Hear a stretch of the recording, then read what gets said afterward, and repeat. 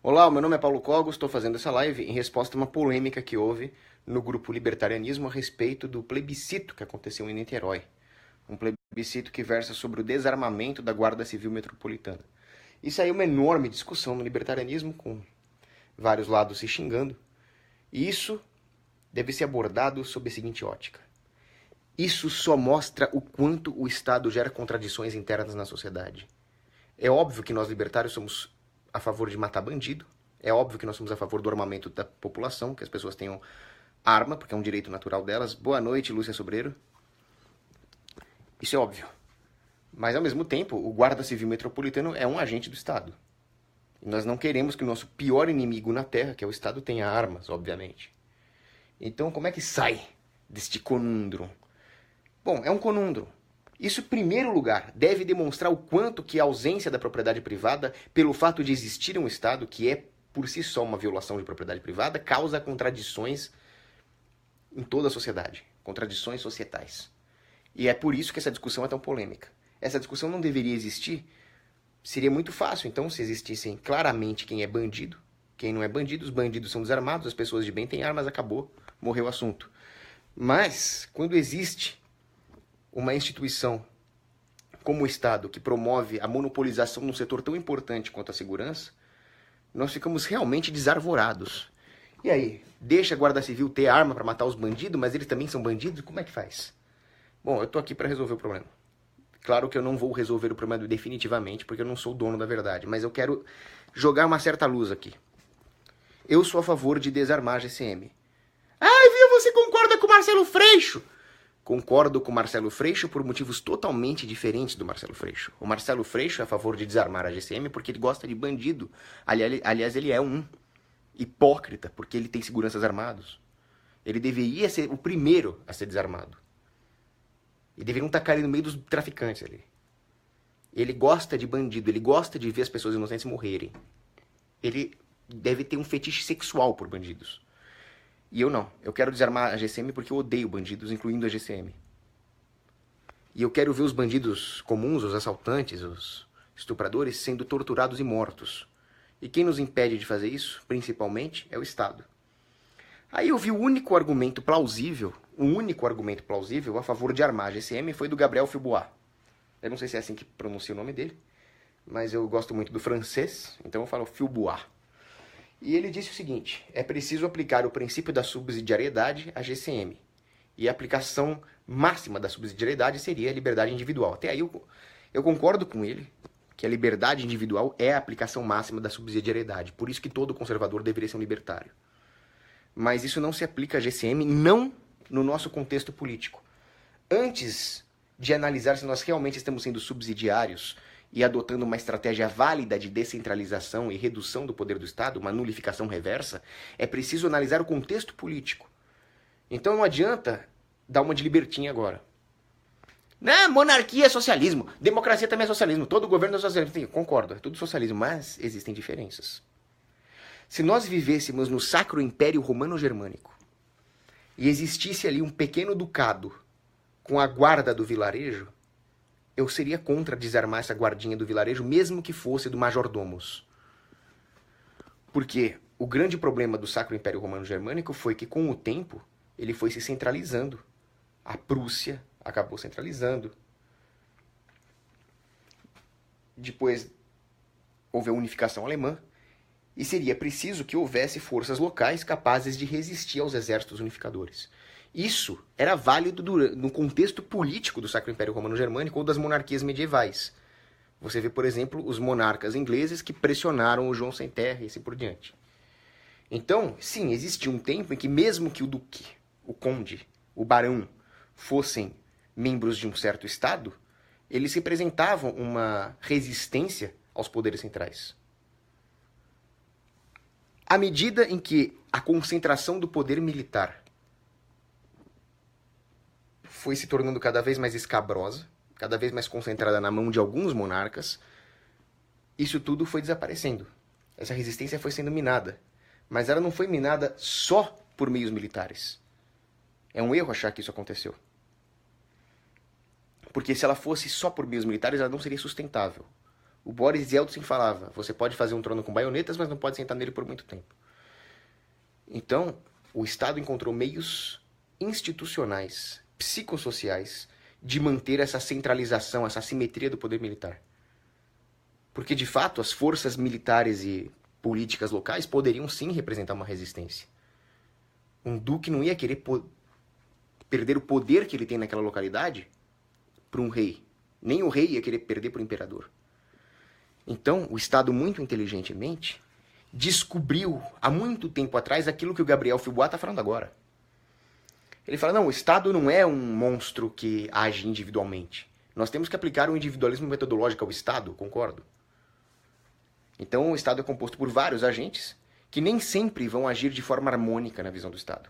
Ou seja, nem sempre vão agir de forma a concentrar todo o poder na mão daqueles que realmente controlam o Estado. O sistema, muitas vezes, age contra o sistema. Mas o sistema é tão inteligente que ele sabe disso também.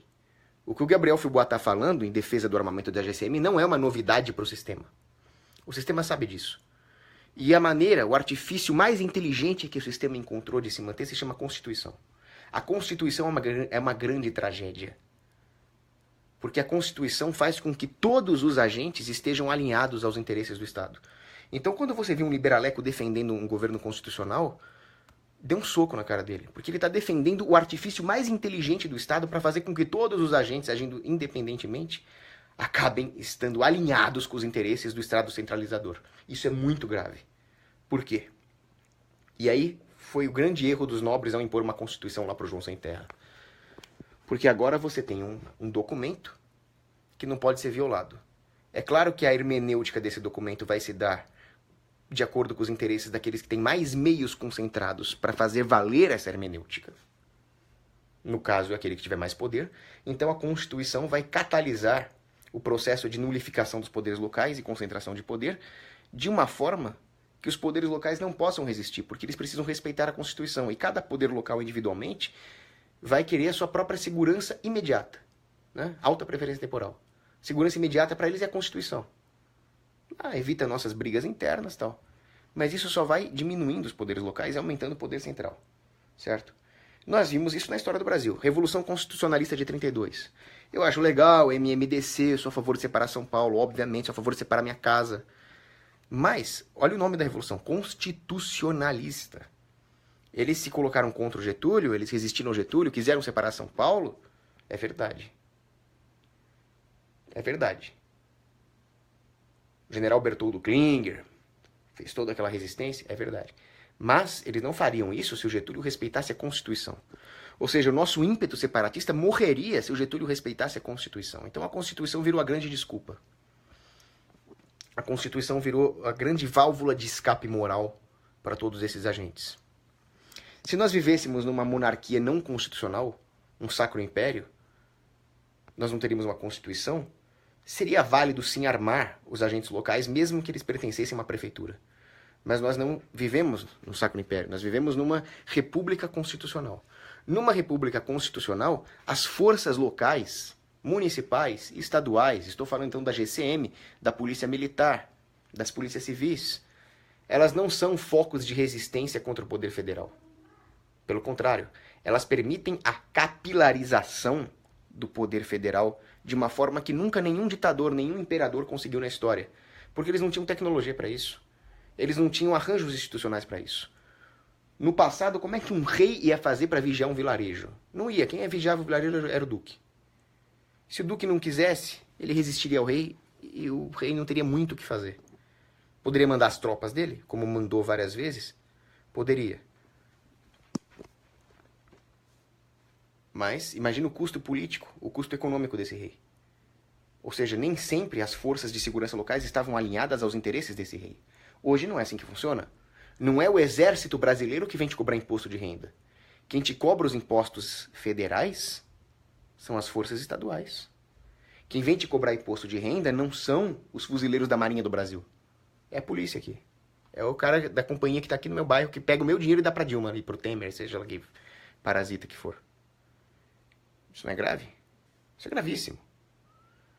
Então, o saco de Constituição também, e saco de conexão. Essas instituições trabalham para o governo. Ele está capilarizado. A GCM é um caso assim. É claro que tem também motivos éticos. A GCM passa a maior parte do tempo dela não é matando vagabundo, não é matando bandido, não é matando estuprador, não é caçando terrorista. A GCM passa a maior parte do tempo dela roubando cobertor de mendigo. A GCM passa a maior parte do tempo dela dando cacetada em camelô. Comerciantes honestos estão tentando vender os seus produtos.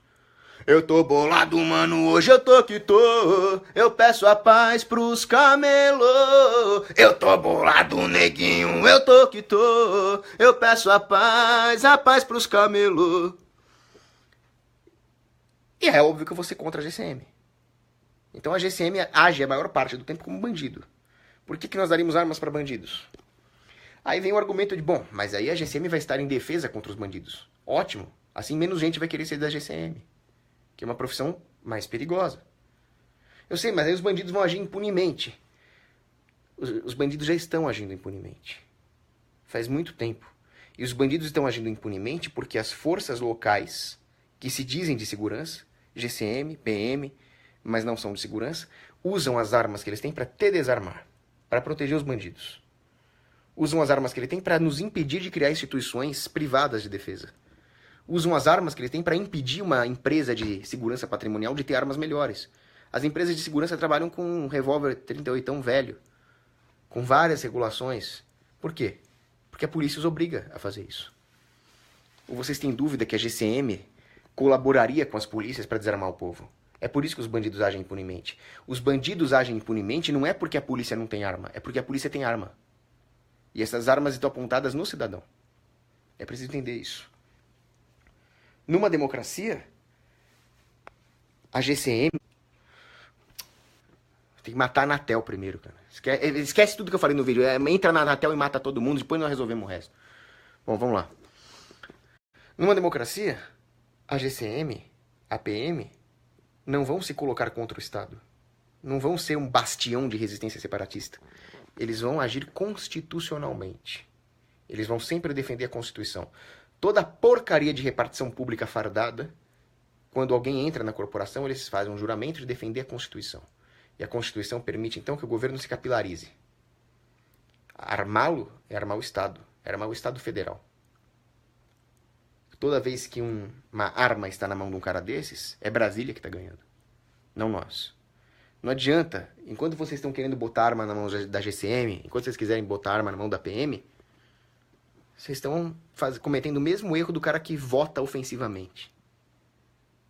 Vocês ainda estão depositando as suas esperanças na mão do Estado. Você acha que é o Estado que vai te proteger de bandido. Ou pior, você acha que o Estado é que vai te dar liberdade. Essa é grave.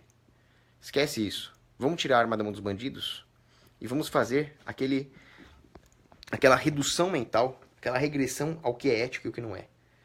O GCM é um agente estatal. Agente estatal é bandido. Bandido não tem que ter arma.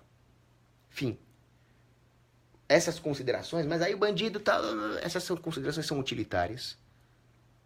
E elas causam contradições morais. Que nós não podemos tolerar se nós quisermos realmente... Não é possível, cara. Não é possível, cara. Eu vou invadir a Anatel amanhã, cara. Um canhão giratório. Bom, essas contradições morais não podem acontecer se nós quisermos ter unidade de propósito, coordenação, concatenação nas nossas ações contra o Estado. Além disso, tem outro problema. É o que se não me engano, é o Gary North. Ele fala sobre o custo da liberdade. A liberdade tem um custo. As pessoas têm problemas para se juntar e combater o Estado. Mas elas podem fazer pequenos atos agoristas que, na sua somatória, geram um certo alinhamento de incentivos para que facilite que a pessoa comum drible o Estado nos seus pequenos atos. Qualquer um que estude em agorismo sabe disso. Agora, não é o exército brasileiro, não é a marinha do Brasil, não é a força aérea que vão te coibir de realizar esses pequenos atos agoristas. Quem vai te fazer isso é a GCM. Quem vai te fazer isso é a PM. Imagina se o exército brasileiro vai deslocar suas forças de ação rápida, seus paraquedistas, para ver se o cara tá vendendo muamba ali num cantinho ali. Eles fazem isso lá na fronteira.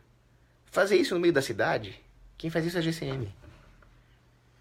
Por exemplo, vamos supor que eu estou dirigindo sem a licença de 30 pila anual lá do meu carro. Quem vai apreender o meu carro não é a Infantaria da Aeronáutica. É o guarda, é a PM. Esses caras têm que ser desarmados. É que eu concordo com muita gente quando eles falam o seguinte, é um perigo a Força Nacional de Segurança. Por exemplo, na União Europeia, aquela vagabunda daquela ministra da Defesa da Alemanha lá, a Ursula von der Leyen. Vagabunda. Como diria o Alborguete, vagabunda, capivara! Ela queria criar um exército da União Europeia. Isso é grave. Isso seria o quarto Reich. Aliás, a União Europeia já é o quarto Reich. E esses caras deveriam ser desarmados primeiro. O grande erro é achar que as forças locais são resistência contra isso, quando na verdade elas são os sugadouros de recursos da sociedade para sustentar esses eurocratas que têm essas ideias de jirico aí. Então, não sustente o sistema. Não, eu vou acabar porque não dá, cara. A conexão não dá, cara. Não dá. Eu vou acabar aqui, antes que eu fique puto. Anatel maldita. Bom, tem as perguntas aqui, né? Tem a Brenda perguntando. Deixa eu responder. Vamos ver se não cai essa porcaria. A Brenda é Schwarzbach. Sobrenome bonito, hein?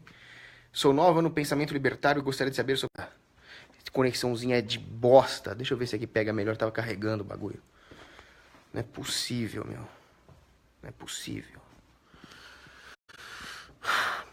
Cogo, sou nova no pensamento libertário e gostaria de saber a sua opinião enquanto os acidentes de segurança que podem acontecer no mundo anarcocapitalista.